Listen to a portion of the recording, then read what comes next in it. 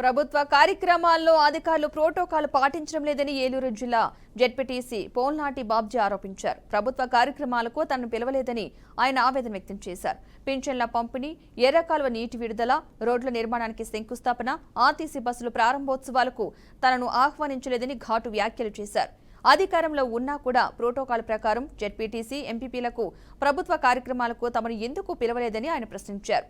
అధికారులు తమను విస్మరించారని అన్నారు. కాబట్టి కలెక్టర్కు ఫిర్యాదు చేస్తామని ఆయన వెల్లడించారు.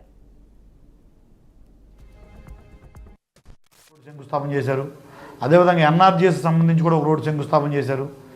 దానికి సంబంధించి అటు గురవగూడెం సర్పంచ్ గారిని కానీ, ఇటు వేగవరం సర్పంచ్ గారిని కానీ, అటు గురవగూడెం ఎంపీటీసీ గారిని కానీ, ఇటు వేగవరం ఎంపీటీసీ గారిని కూడా ఆహ్వానించలేదు. అదేవిధంగా మా ఎంపీపీ గారిని కానీ, జెడ్పీటీసీ నన్ను కానీ అధికారులు నిర్లక్ష్యం వహిస్తున్నారని చెప్పి మీకు సభాముఖంగా తెలియజేస్తున్నాను. మన ఎవరు చేసిన ప్రజాసేవే, by the people, for the people, to the people. ప్రజాస్వామ్యంలో మీకు ఎలాగైతే మొన్న ఓటు హక్కు ద్వారా తెలుగుదేశం ప్రభుత్వానికి తీర్పు ఇచ్చారో దాన్ని మేము 100% శిరసా వహిస్తున్నాం. ప్రజల తీర్పుని ఎవరైనా శిరసా వహించాలి.